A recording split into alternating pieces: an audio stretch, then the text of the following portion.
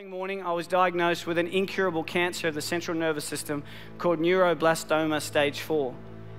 Doctor said no chance of survival, take your boy home and allow him to live the next few months with his family because there's nothing that we can do. But like everybody in this room, we all have choices, and the choices that we make each and every day can reshape and remold and redefine our future. My mum asked one question. I don't want to know what the chances are of my son dying is. I just want to know what the chances are of my son surviving is. The doctors gave me a 96% death rate. They said, go home. But my mum looked at my glass being 4% full and not 96% empty. But the next day, a doctor came in from America. He said, we're trialing a drug. It's called DTIC. Never been trialed on humans before, only on animals. We're going to trial it on 25 kids. And I truly believe that outside of love, hope is the most powerful word in the English dictionary. This instilled hope into our lives. We started this drug 9 a.m. Tuesday morning. Within 1 month, 20 out of the 25 kids had passed away. Within 90 days, 24 out of the 25 kids were dead. My mum, she would sit there and she would watch a doctor come in and zip up a body bag and wheel them out because of the same drug that she chose to put me on. I say to people all around the world that I'm one of the lucky ones. But I never say I'm one of the lucky ones because I'm still alive. I say I'm one of the lucky ones because I wasn't my mum. My mum had it tough. She had to make a choice to inject the drug into a child that has killed everybody that had ever taken it. Until one day I was finally allowed to go home. The doctor said to my mum, your son, he will never go to school, he will never play sport, he'll be a housebound baby, and if he reaches his teenage years, it'll be a miracle. But we believed in miracles.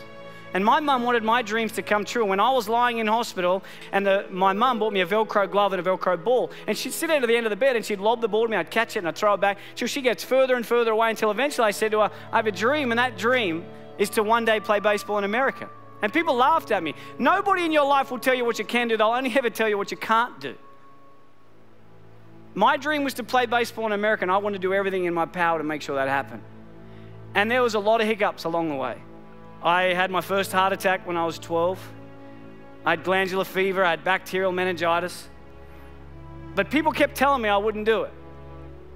So it made me work really hard to make sure I could do it. I was lucky enough at the age of 17 to sign a contract and live in America and play baseball. But as you know, life is like a roller coaster. You can get to a pinnacle point in your life and it can get taken away from you in a heartbeat. At the age of 18, I was playing baseball in Phoenix, Arizona. I slid into a base at second and I woke up 3 days later. And at the age of 18, I suffered my career-ending heart attack and I was sent home. I was a depressed boy. I thought life wasn't fair. And I would pray every night, but I wouldn't wake up in the morning. I just wanted God to take me. But I kept waking up every morning. Yet every time I've been knocked down, I always remember what my mum's taught me. Son, it doesn't matter how many times you get knocked down. It's about how many times you get back up that truly determines the quality of your life. I got a job in banking. But this guy, day 3, tall old guy came in. He said to me, Michael, I'm Tom, I'm the CEO, let's have a chat. I had no idea what CEO stood for, but I just went in there and listened. He said, Michael, where do you see yourself in 5 years' time?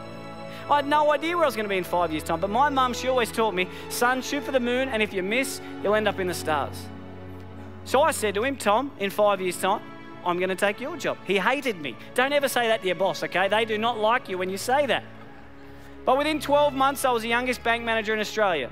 Within 2 years, youngest area manager. 3 years, youngest state manager. Within the 4th year of being with this company, I was the youngest national sales development manager for one of the largest companies in the world. At the age of 23, I had 600 staff, had 120 banks around Australia and New Zealand.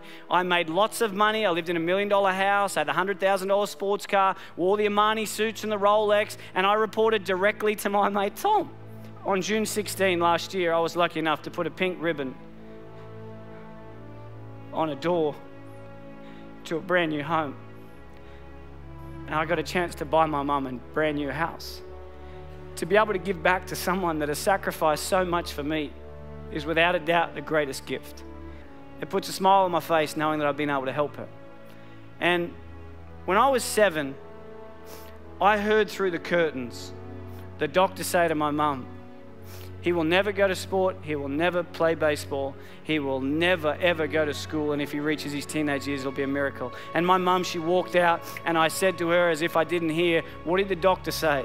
And she said, everything's going to be okay, son. When I was 12, I had a heart attack, and the doctor said to my mum, he will never play sport again. She walked out, and I said, what did he say? And she said, everything's going to be okay, son. And earlier this year, I finally got a chance to return the favor. Unfortunately, earlier this year, the doctors found 4 tumors in my throat. I've never seen my wife cry so much in all my life. The doctor said to me, Michael, we're sorry, but tomorrow's not guaranteed. You need to slow down. But that's one thing we all have in common, because no one's guaranteed. I think that life is not about the amount of days that you live on this earth, but it's about what you fit into those days that allows you to live a remarkable life. And I remember driving home, and she called me, my mum, and she said, Mike, what'd the doctor say? And I said to her, Mum, everything's going to be okay. Every one of us, every single day, is blessed with the air that we breathe, the opportunities that we have. And I challenge you every single day to get out of bed and do something that your future self will be proud of.